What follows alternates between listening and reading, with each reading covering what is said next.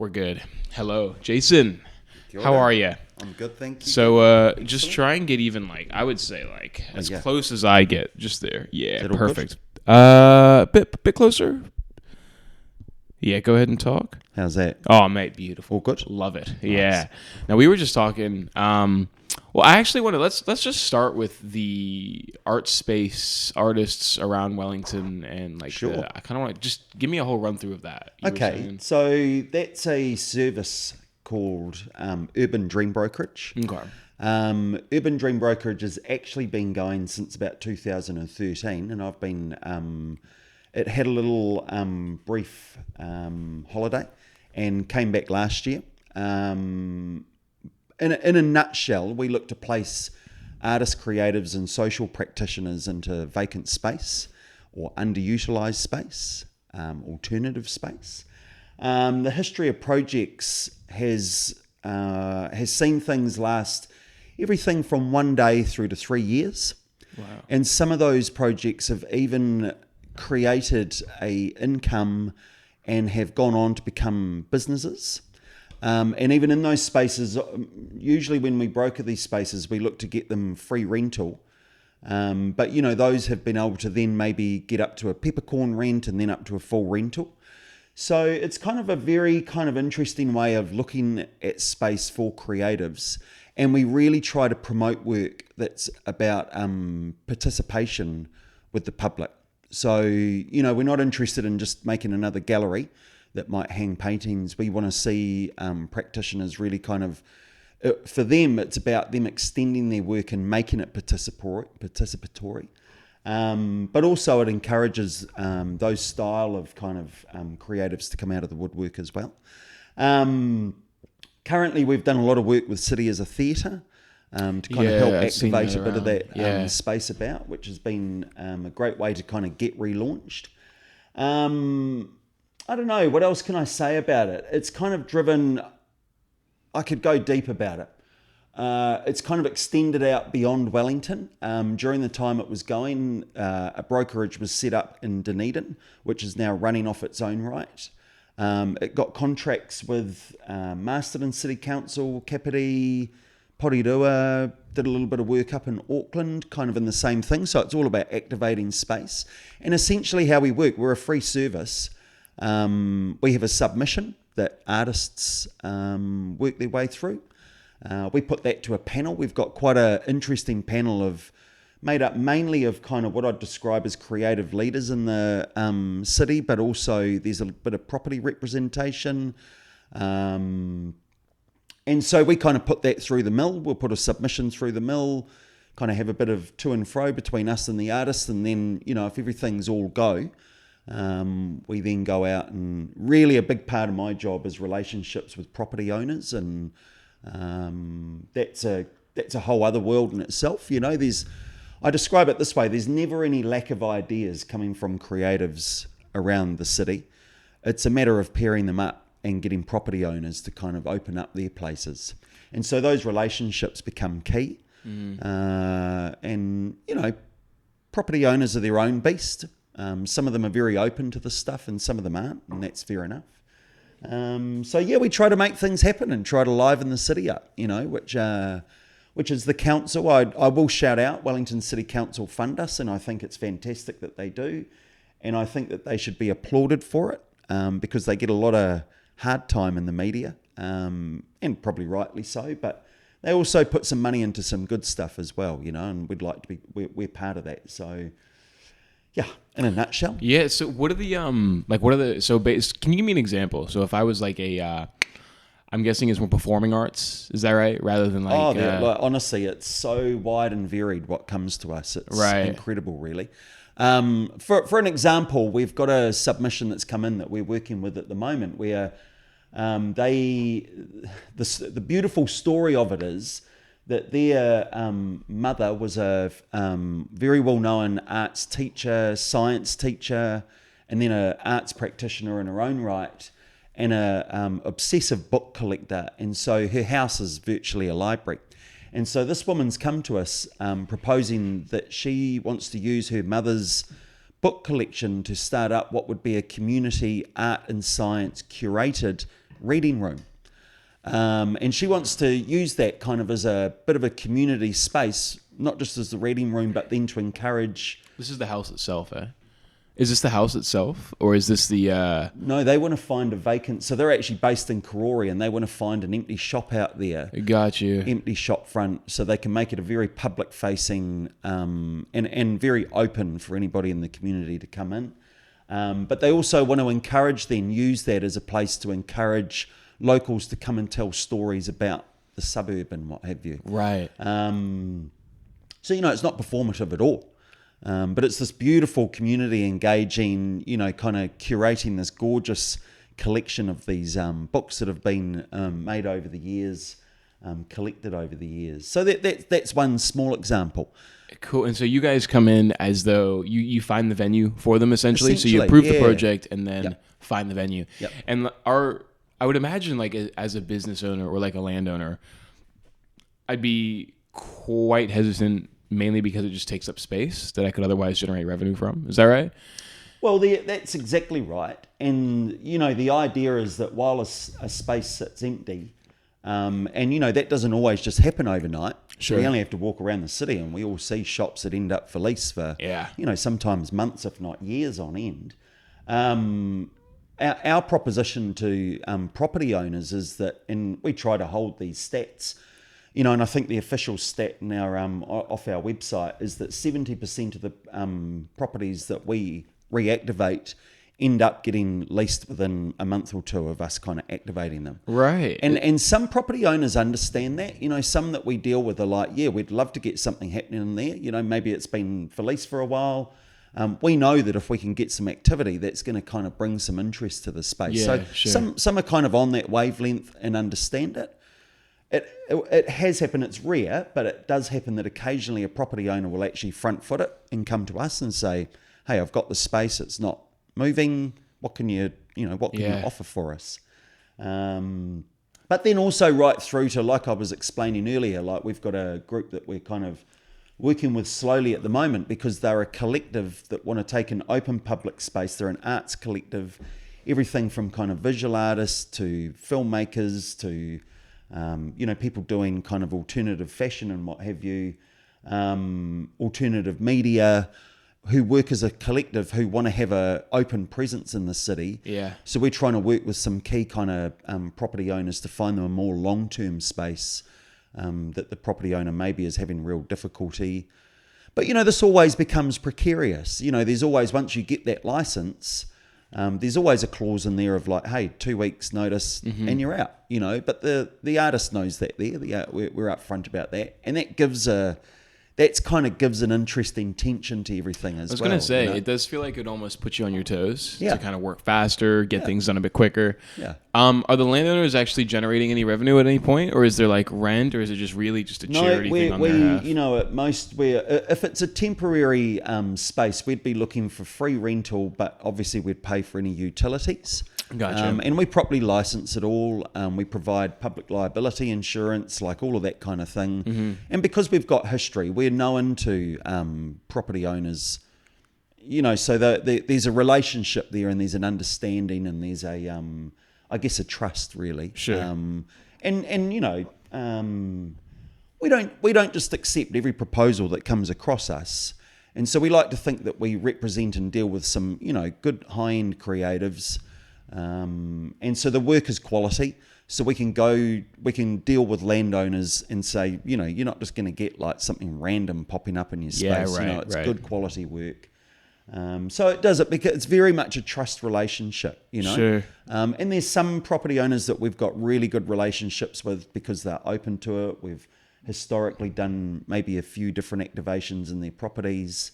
And then there's others that are just, and that's their right, they're like, don't care, don't care. And that's Here to make my money. Yeah. Yeah. Absolutely. And if I'm really honest on this here, I mean, the commercial property, the people that are involved in that probably lean towards money's very motivating factor. Yeah, I was going to say, like, are the people that you're dealing with I wonder what you probably have a better indication of what the land ownership situation is like in Wellington more than anybody. Mm-hmm.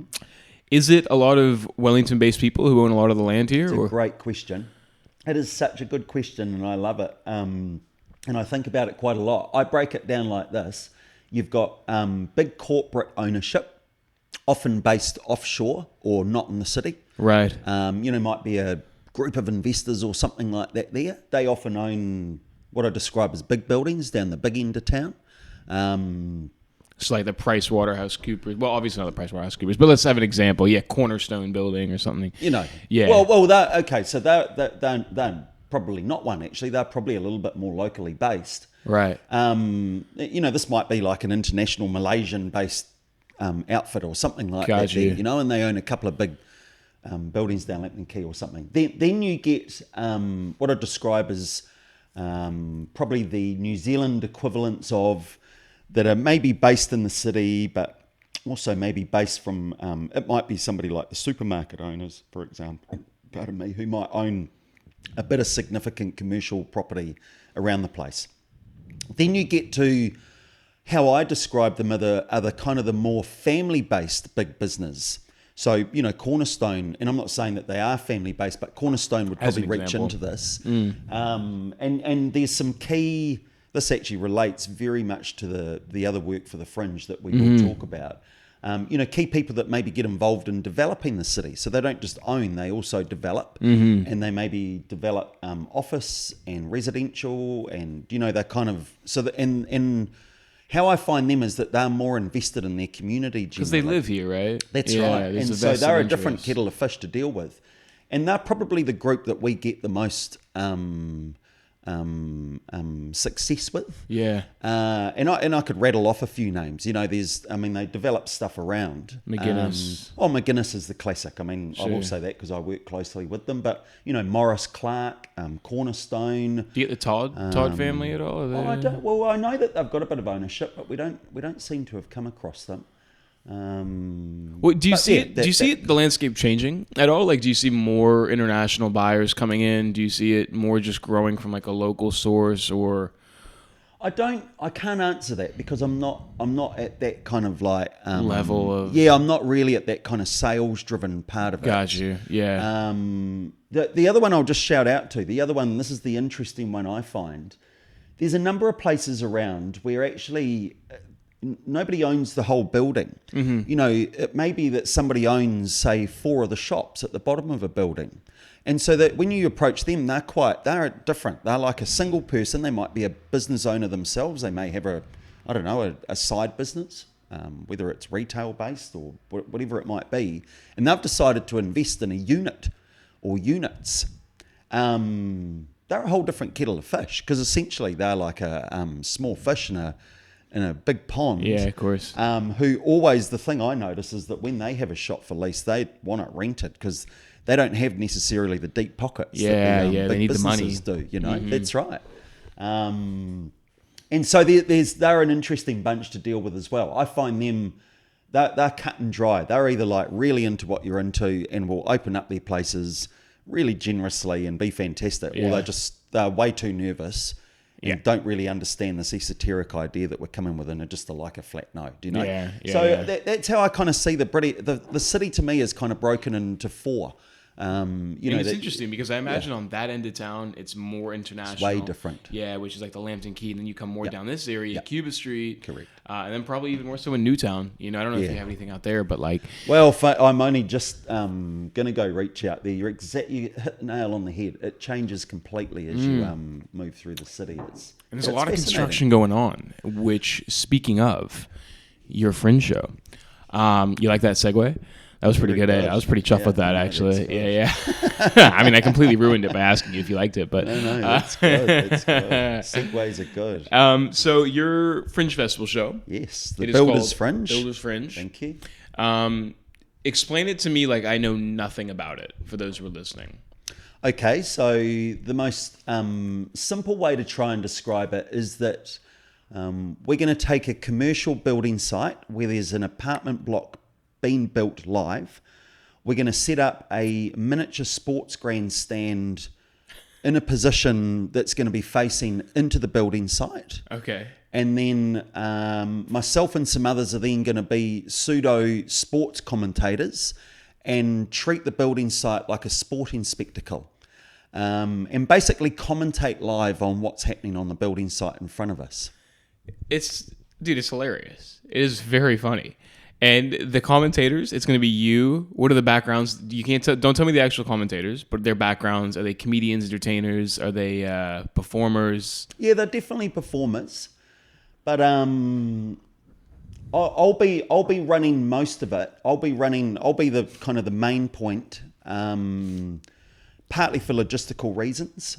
The others that are joining me are kind of, if you think of a classic commentary team, there's often a main commentator or two. And then there's often a sideline person or something.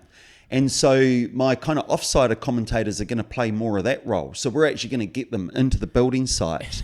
So they'll actually be on the site live and communicating with me and commentating in that kind of fashion. Yeah. And then we're also, so you're right, there's the whole kind of like sports comedy kind of scenario and commentating on what's going on in front of you.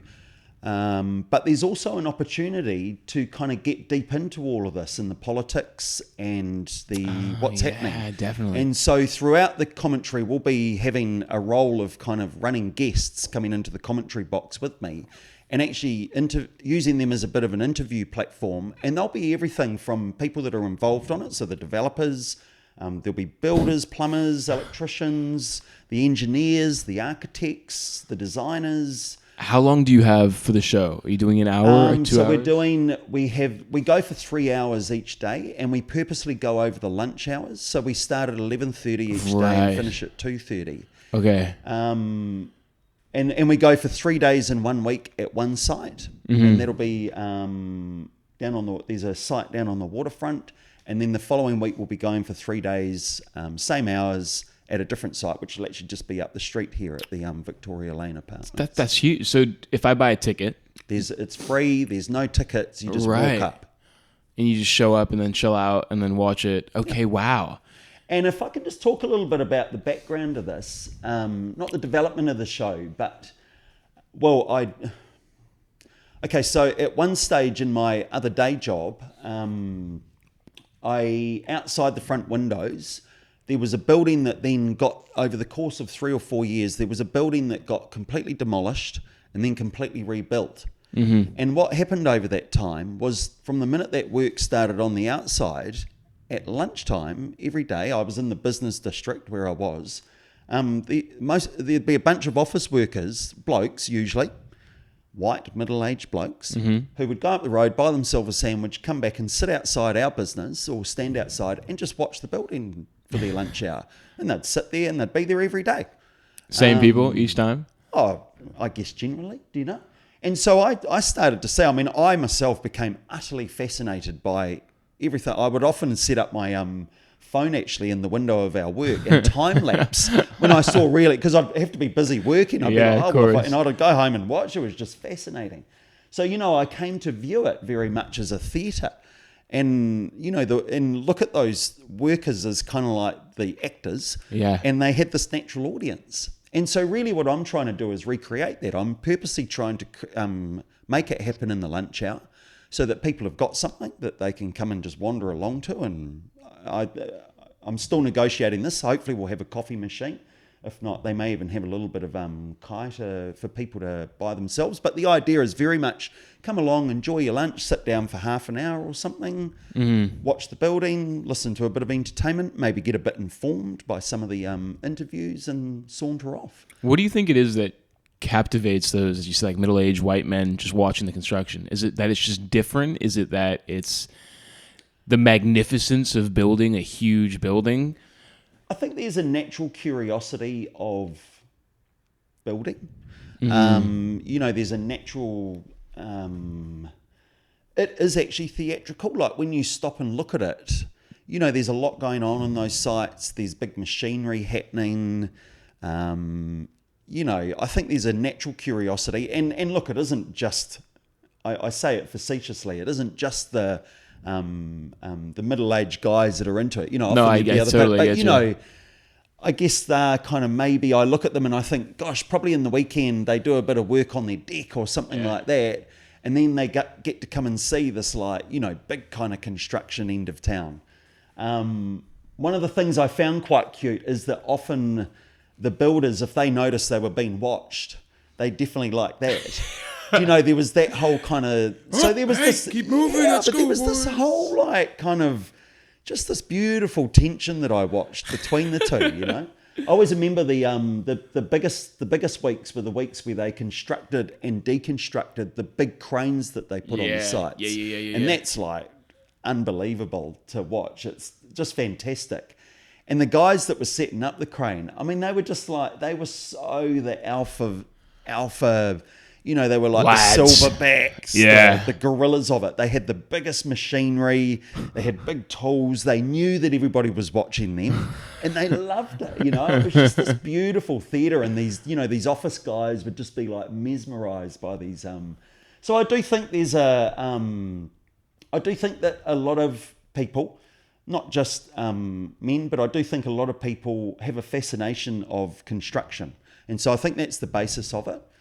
But also I think a lot about, and I think a lot about going into this project, the whole thing of change.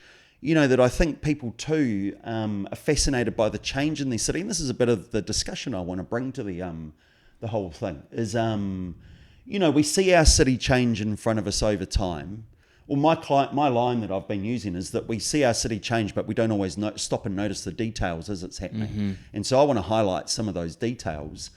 But I also want to talk a bit about development of our city. As you know, as I went up the road here, when I first went up to Victoria Lane up here, which is still only just starting really as a development. It's going to be, I don't know how many stories, but it's going to be a fairly decent sized apartment block. And I kind of looked around me and I was like, hell, these other apartment blocks that have sprung up over the last couple of years just down the road here. There's loads. 3 or 4 more. Yeah, I know. Going to get started. You know, and I thought, gosh, this whole part of town is completely transforming before our eyes. Well, let's talk about that. How do you feel? How do you feel about the way that Wellington is changing, and I guess New Zealand as a whole? Oh, yeah, great question. Great question.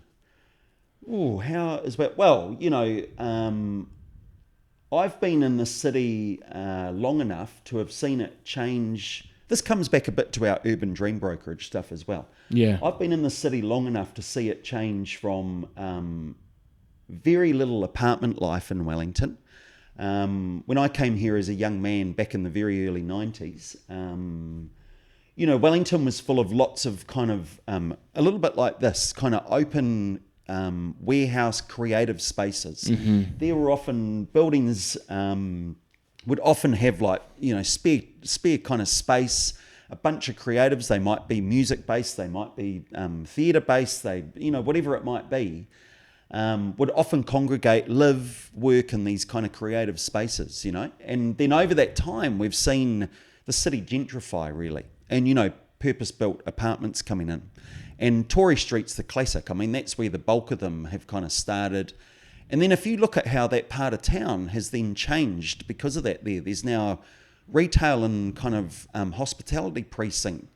You know, I think of all those streets, College Street, Jesse Street, you know, all of those streets have now got thriving cafes, shops. I mean, that was just an utter dead space, you know, back in the day because there was no one down there. But now you've got this mass of people that live in the area. And so I thought about that when I looked at the Victoria Willis, you know, up to that'll be the next hub. Because the top of Willis is typically pretty dead. Yeah, totally. Yeah, it's actually very dead coming off the freeway. I'm just thinking about it now. There's like the Willis 212 or Willis Street, the student accommodation. It's just that main street. There's like nothing up there. That's right. Yeah. So you think like maybe in 10 years, once there's like 6 apartment blocks up there, each have got a few hundred people living in them, you'll see little businesses start to open and thrive around them. Anyway, I just see that that's changed the city. You know, like it's brought a mass of people into it. If you think about when COVID hit, you know, the fear of kind of like people not coming into work, what struck me is, and that was right, but what struck me is that we have this critical mass of people that live in the city that are still going to keep the city thriving to a certain degree. It's, you know, my understanding up in Auckland is that it's a little bit different.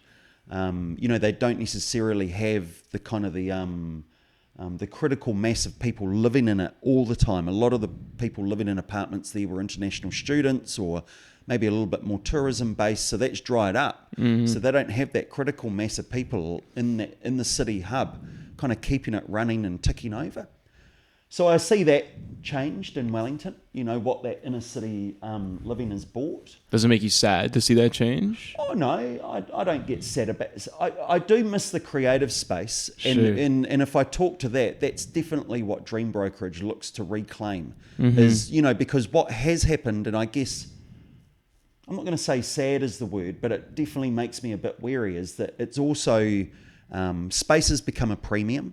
And that's not just in terms of getting space, but also money. And that has definitely driven ground level artists out of the city. And that's a big thing. Dream Brokerage is all about claiming space for creatives and bringing them back into the city and giving them space. So that's a constant battle. I'm not going to say it makes me sad, but I really love being at the front line of trying to claim that space back, because I feel like Wellington built its creative reputation off of that there. Sure, there's the wows and the big kind of, the Cuba Dupers, and we all love them and everything, but they're big one-off events. And Wellington was built off of having, lots of little collectives, lots of little groups. Everybody was interconnected. Everybody had space to go and do their thing. And that's become more and more difficult, and so I do feel like Wellington is in danger of, keeping that kind of top tier of creativity, but losing all the foundation underneath it. Having to import its creativity almost. A little bit, yeah. Do you think it's just inevitable that happens? Like, the way that I see things rolling is Wellington does become so gentrified. Every building, we see buildings, even something like this. I mean, you could put a 20-story apartment block into this building, and I guess we're great because we have the heritage buildings. Unfortunately, I think that was done way too late. I was just in Wanganui recently, and they've done an excellent job. Oh, beautiful! I agree. Amazing Gorgeous job. city, I love it. Yeah. If I were to be looking at buying a house, I'd 100% be considering over there. Super cool, and it has a lot of the grassroots creative elements that I wasn't here for, but you're describing that were in Wellington during the time. It's all there, and it's amazing. Beautiful, beautiful place. But it feels like, to me, just the natural progress of things and how things are moving. We need more buildings, we need more people, we need Wellington's expected to grow by 80,000, I think, in the next 10 years or something like that. And we just don't have the space, and so it's inevitable that these buildings, we even look out the window here, you got this massive car park thing that needs to come down. It's just inevitable. But I think there is a real... Well, and I think the interesting thing from that is, and I keep thinking about it over the years as it has changed, where are people going to go to though? Because I don't know if everybody's just going to clear out of Wellington. And the reason I say that is that we still have, as a city, what brings the young creativity here is that we have the tertiary institutions that bring it. We've got the art school at Massey, we've got the music school at Vic, we've got Toi Whakaare and Te Whaia up on the hill there. And then we've got people are attracted to come in and trying to get into the ballet, the opera, the orchestra, so we have those kind of institutions that will always attract young people to come and study, and then those big kind of performative institutions that a lot of those people will want to graduate to kind of be involved in. So I don't think Wellington's ever going to lose it because of that there. But it's where are they going to go? So I keep waiting for new... I over the years, I've just always been it's going to be Newtown. Right. And sure, it has got a bit of that there, but I don't think it's ever quite kicked off as much as... Why is that? Why has Newtown never really... Sure, right? Yeah. Sure. Because even down on the far end of Newtown, there's so much dead space, and there's some cool buildings. Maybe it'll happen. Interestingly, as I talked about it, about the reading room out in Karori, of all places... maybe the last bastion of kind of cool grassroots creativity, they're about to get Footnote Dance Company, go live out there permanently. I know that the beautiful Fortuna Chapel out there that's kind of architecturally very significant in New Zealand doesn't get used as a chapel, and they're trying to put creative groups out there. I'm all of a sudden in my head in the last few months like, is Karori going to be the place? Yeah. Like, how weird would that be? This kind of like funny little Suburbia. kind of suburb. Yeah. So anyway, my point is that I don't think that Wellington has to necessarily lose. That it's just where are people going to go, and we just want to make sure as Dream Brokerage, we want to make sure that we're claiming space in the city that artists can come and be part of it. Yeah. When you say claimed, are there any agreements where it's like a permanent agreement, or is it like always very temporary? You were saying like 2 weeks notice kind of thing. Yeah, it's generally always temporary. When Urban Dream Brokerage was first going, it always comes down to, look, if we can have a relationship with somebody that's willing to give the space. So the last time it was going, we just came across a very generous landlord who gave the ground floor of his building utterly for free for 5 years. Wow. And it was only he was sold the building that it stopped. You know, he was like, if I was staying here, I'd be more than happy. And you know, we were able to, we got some groups to manage that space, but that became a rolling creative space where there was a lot of groups would use it as a place to maybe host talks or get-togethers, but then there'd be like rogue film nights, there'd be performance in the space. It became an activist hub. You know, it got quite political, and that was just this. That was because of this generous landlord. You know, so never say never. But it's whether you can find somebody like that who's willing to kind of do that with their space. Really. Have you ever thought of doing something on a boat? Yeah. Yeah, because there's that boat out on the waterfront right now. Well, I don't know what it's called. So that's the Mouthful guys. I can talk to you about them. I mean, that's amazing. I don't know how they ended up on that boat. They have to pump the water out every morning because it takes slow leaks on. But Mouthful would be one of the most inspiring young creative groups, I think, in the city. From a Dream Brokerage point of view, everything that they do is about creativity in the community. They're a great bunch of, and they're really they think really out there in terms of what they present, how they present it to the public. Like I say, I don't know how they actually ended up on there, but I just adore the group that's on there and what they're doing. Have you checked it out? Have you been on the boat yet? Yeah. Oh, yeah. See, I haven't been there yet. Yeah. It's great. And I was just down on the waterfront the other day when they're, as City as a theatre, they're doing the serenades where they time it with the commuting ferry over to Eastbourne and back. And they serenaded at the time that it was leaving or coming back in. And it's just this beautiful, you know, just random activation that's going on. Yeah. Yeah. It's I want to check it out. I know there's like 12 people or something on there at any given time. They're a great bunch, you know, just roll on up. Yeah. Good young people. And that's kind of everything that you want to see happening in the city as far as people like me are concerned. You know? Claim some space, you know, young, wild, out there. Free. But, you know, also massively talented. Yeah. And actually have the, you know, have that, you know, I mean, young people we can always come up with lots of fresh ideas. You'll know this because you're a performer, but it's the ones that can actually zero that energy in and make it happen well. And I think that's a big pitfall that a lot of creatives have. They have the idea, but they just don't really have the drive. I think a lot of it's drive to follow through on ideas. And, you know, I struggle with that myself as well. You know, just you come up with an idea and you're like, just push it to the side, you know, and I can only really like sketch writing and stuff like that. I want to do sketches, but like I have so many other things I want to do, and it's like how focused and determined do I get? But I want to talk more about the Fringe show though. Sure. Give me the so you were saying there's going to be a building site and you're going to have a stand set up. Is it going to be across the road? Is it going to be on another building looking down? No, it's going to be as close to into the building site as we can get. Okay. Without actually being in it. And is it elevated above the building site looking down? No, we're trying to place it in on each site, in a safe space, but also in a space that's got a line of sight. The company will then take down some of the hoardings that are in front. Sorry, what are hoardings? Oh, so they, you know, like often you go around the building sites and they've built a big fence around the building site. Yeah. You know, and these days they, you know, they try to put a bit of advertising across it or something like that. Yeah, of course. So they can just take that down for the week that we're there. Cool. And we just get this line of sight straight into it. Hey, I'll just take a step back here because this you're asking about the stadium because there's a story behind all of this. So this idea I saw in a simplified version in Christchurch post the earthquakes. And so there's a wonderful group down there that came out of the earthquakes called Gap Filler. Don't know if you've ever been familiar with them. And they're a collective of artists, architects, and mental health professionals.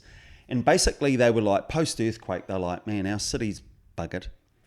How do we, how are we going to help our city heal? And they've been responsible for Activate. I don't know if you've ever spent much time down there, but, street murals galore, that's the obvious thing. But they've done a whole set, like honestly, years of these amazing street activations. Some of them are permanent, and then some of them have been temporary. And one of them was that they got sponsored to build this 30-seater towable grandstand that then Ryan, who was the main architect behind the group, it was building demolitions. So, after the red zone. So cool, though. They went through and he just, as an architect, set it up and would just like chat away about the thing. And so I happened to see it down there. So they would tow this stand to a building that was going to get demolished, and then this guy Ryan, you said, would talk about the building, what's happening. Great idea. And he even did like a great one. He told me about where like there was nothing there, like it was where something was going to be built. The government was like, we're going to put that up in a year. Nothing happened there. It was an empty site, but right next to it, the guy that owned whatever the strip club was, he rebuilt his strip club within like 6 months. And so he was like, his discussion was, how does a strip club owner do this faster than the government? But he got the main engineer and the strip club owner in the commentary box and basically hosted a debate between the two. I love that. What a great idea. It's so silly, but I've never even thought about something like that. That's so cool. So anyway, the reason I bring that up, that's where the genesis of my idea came from. I wanted to do a more theatrical version of it, which is what we're going to do. But the reason I bring this up is that we have the original grandstand has come to Wellington. And so we're actually using his original one. So it's actually at Performance Arcade at the moment on the waterfront. And it's been used there and then it's getting shipped to our... So it's actually been used in the city for a couple of months. As part of Fringe, as part of... I think they're using it around Cuba Duper, certainly Performance Arcade. So I kind of feel that it's lovely that we're able to acknowledge Gap Filler and use the original grandstandium, as they call it. Now, when I think of your show, I said at the start, I thought it was hilarious. Is it supposed to be comedy? Is it supposed to be like an art piece? Is it supposed to just give insight into this other world? It's a mix of... it definitely will have a comedic because it lends itself so well to stand-up comedy. Oh, yeah. Or just comedy in general. I mean, you could just get into the gossip and the beefs between groups and stuff like that on the job site. It'd be hilarious. There's totally a comedic element to it. There's no doubt about it. As I develop it and I develop characters and thoughts around all of that there. A lot of it will be improvised for us. Of course, yeah. But, I'm going back to I'm really getting into the sports commentary thing. So I'm getting into, classic old commentators, and wherever it might come from. You've got the high action commentary of, say, a horse race. And so we might bring elements to that, to things, maybe there's trucks coming in and, maybe it's like Formula One or something, like that style of commentary. And I'm guessing the builders can hear you while you're commenting. Oh, yeah, because we'll have a sound system. Yeah, I was going to say. They'll be able to hear us. Hell yeah. And of course we'll be able to rub with the builders, there'll be all of that stuff going on. And they're all super into it as well, I'm guessing. I don't think they even know, to be honest with you, at the moment. I don't think the boss has told any of them, they just see this weird grey-haired guy turning up every now and then, talking to the boss about these weird ideas, and I can see them all staring at me going, who is this guy? Like, what is Who's this hippie? Yeah, and then we're going to have a big, we're going to build our set nice and big and colourful so that, it's very visual to look at and appealing, that'll also draw people in. Because that's another thing I've always loved the idea of, with performance, of just springing up on the street with a very kind of visually impacting set. And I love that people randomly find you. Yeah. There'll be the people that will scour the program, see it, come along purposely. But I love that somebody might just be walking down the street and see this thing and like, what? And come and engage with it. Even if it's just for 2 minutes or something like that there. So we'll be very visual and I love that. Yeah. So what's your background? How do you get involved in the art space? Then how do you get involved in doing this is a mammoth task, like I would imagine. So how do you, let's start with the organization that you're working with that helps placing artists with spaces around there. How'd you get involved in that? Well, it's all tied up. I guess I came from a performative background. Like I always kind of grew up around a family that was into theatre and everything, community theatre growing up. So that was always been in my background. I said to you when I met you today, like I've most of my career I've worked as a hairdresser. Mm-hmm. That's got a whole hairdressing, and particularly when I was younger, even more so, it has a whole creative side in itself. And if I go back to those early days around the city, because there was a lot of creatives kind of sharing space, there was a lot of kind of natural activation that would happen in the city, and we were the kind of hairdressers that would go get involved in that. It was a bit more kind of fashion, I guess, at the time. Mm-hmm. So I've always been involved in stuff that would maybe put shows on in back alleys, or, we would just use the city very creatively. Often our salons were often very creative spaces that lent themselves to kind of activation and performance. So it always kind of sat there in my life. And then I guess I kind of got involved in street theatre then a bit through what was the original kind of Cuba Street Carnival type of crew, which is where Cuba Duper came from originally. And so that got me interested in kind of street theatre, which is very different again, it struck me straight away that being on the street, you belong to the public. You go into a club or a theatre or a gallery or, any traditional kind of space, and there's a natural barrier between you and the audience. The minute the audience walk in, there's a whole, how do I act in this space? Mm-hmm. People have a whole expectation in there. Well, yeah, they're in your space now. Right? And you go on the street and you're in their space. Mm-hmm. So anyway, I then ended up having opportunities to develop a hairdressing street theatre act. Oh, go on. How did that work? That's cool. Well, it was just we set up once again, this isn't completely original. There was a group that I think they still do it, God, for years, tour around the world, Spanish couple. They came to the Festival of the Arts, and I'm talking like possibly even close to 30 years ago. It might not be that long. And set up, and I was just like, brilliant. Set up a version of my own where we would set up a stage in a festival or a street theatre, whatever it was. And basically, me and a makeup artist would just invite people out of the audience to come and have I would create a wild hairdo using coloured hairsprays, and I'd stick maybe toys or whatever it is in it. And then we'd swap, and the makeup artist would do wild makeup, and we'd kind of match. So the idea was that we were turning the audience into walking bits of art. And so they would then leave and go off and become like the centre of attention wherever they went for the rest of that day. So that was kind of my first own street theatre performance. Very different and alternative to anything else going on. We had great fun touring that around. That just opened up the street to me, and so I became fascinated in that. At the same time, I've always had lots of friends who are theatre makers who are always into alternative space.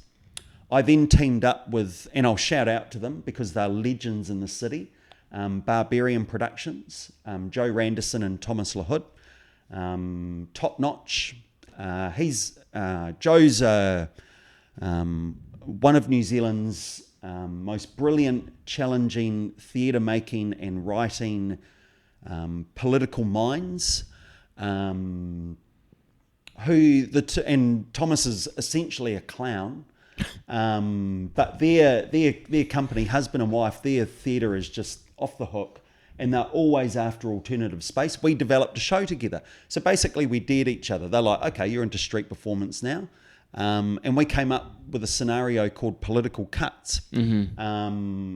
And the reason I bring all this up is that Political Cutz then became an urban dream brokerage project. And so what we did was we took an empty shop for a couple of weeks, and we opened up a hair salon where I offered free haircuts in exchange for political conversations. And it became a political lounge cafe. And so we kind of created the space where people could just walk in and observe. They could, we had chalkboards where people could put political thoughts. We had a coffee, they could just come in and get a coffee, but the barista would often, have a political conversation with them while they're doing it. Yeah. We had reading material in the place, but then the apex of it was a free haircut. But it became an open political discussion area. And it was radical. It's radical. And that's that's got a whole life of its own. That's something that I continue to produce to this day, and we've done all sorts of stuff with that. I've done things out on the top of farms. I've done stuff in the middle of the city where we've taken old spaces and reactivate, that's really gone all over the place. But that was an urban dream brokerage project.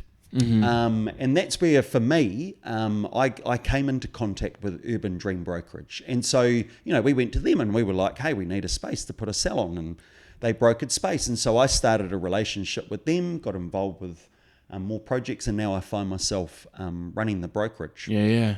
So that's how that whole that's my background. That's kind of led, everything's kind of segued. And actually, when I look at it now, it's like been a natural progression to kind of. Sure. So I've kind of come from the side of being a performer myself on the street, then into activating space alternatively, thinking about space differently, to now kind of helping creatives take the same journey, really. Yeah. And what motivates you?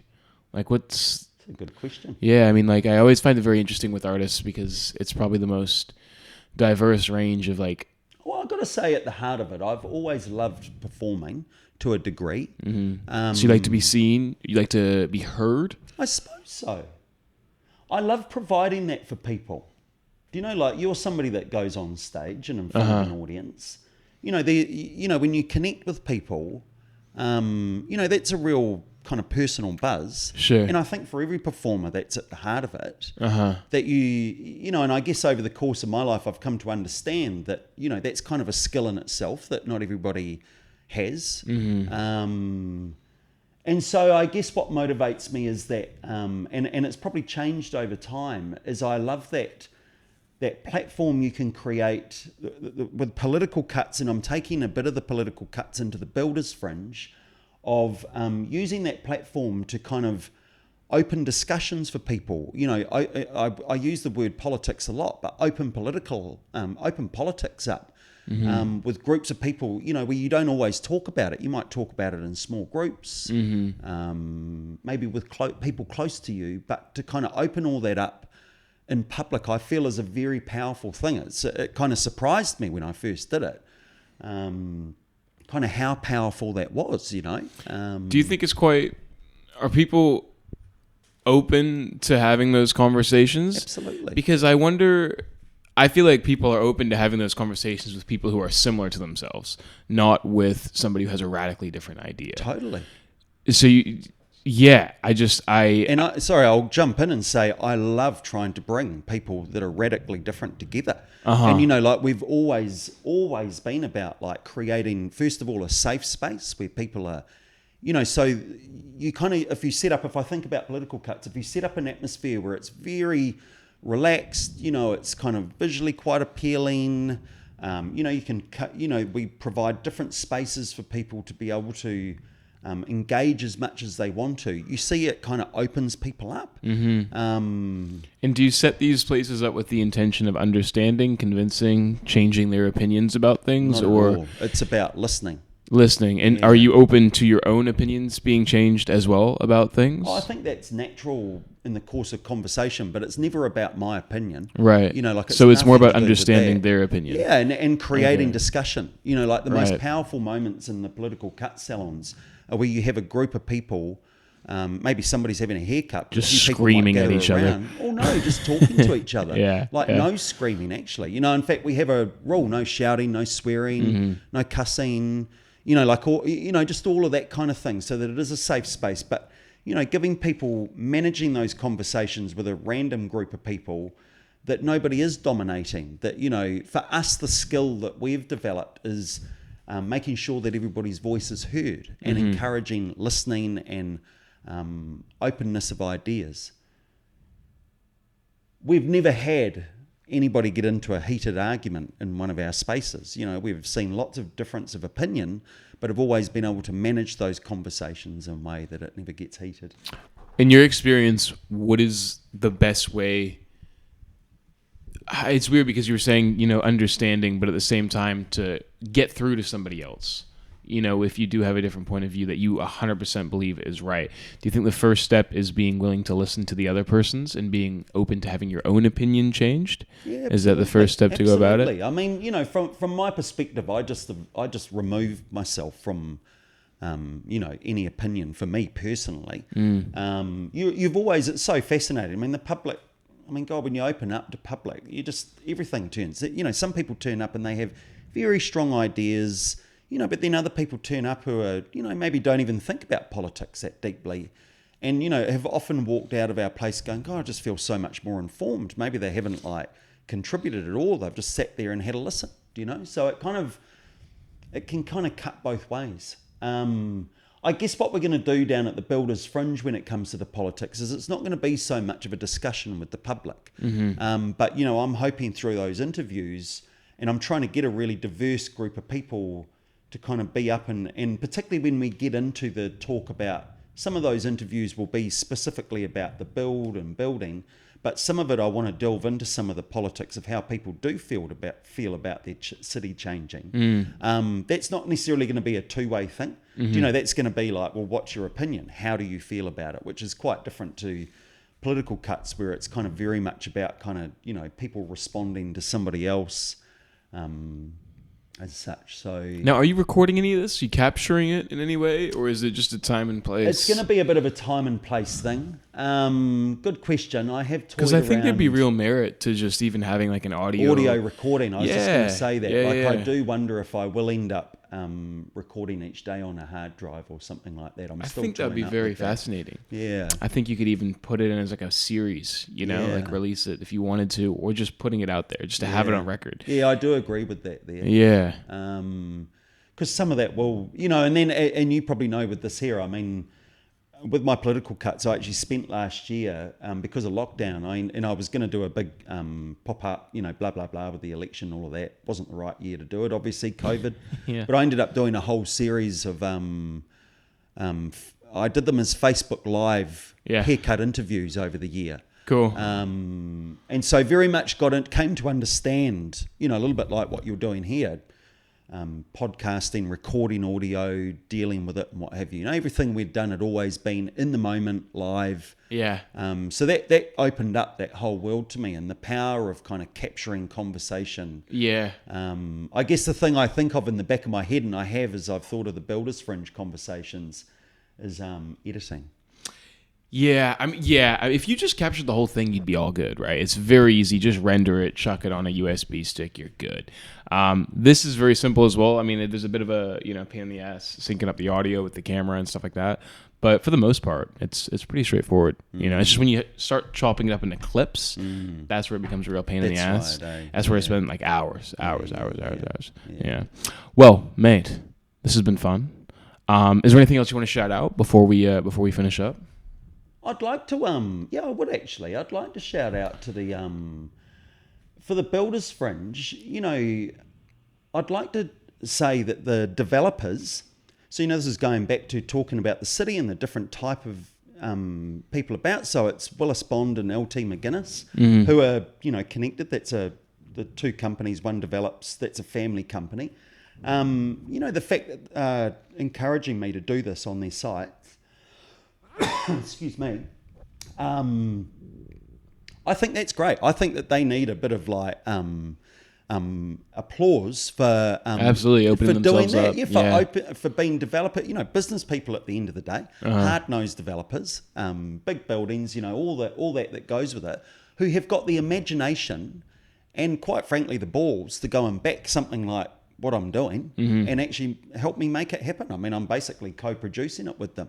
And I think what's fascinating in that is that as a family firm, I know and deal with two, and I know they won't mind me saying this here, but I'm dealing with two brothers who are kind of the next in line to take that whole family company over, and they've still got uncles and dad and they're at the very top of that company. But they signal to me, they signal to me a new generation of thinking who are willing to back creative thought like this here and activate their street really differently. And to me, that I find it very encouraging, because I think, well, I hope that the next generation of developers thinks the same way. Are starting to think a bit more like this here.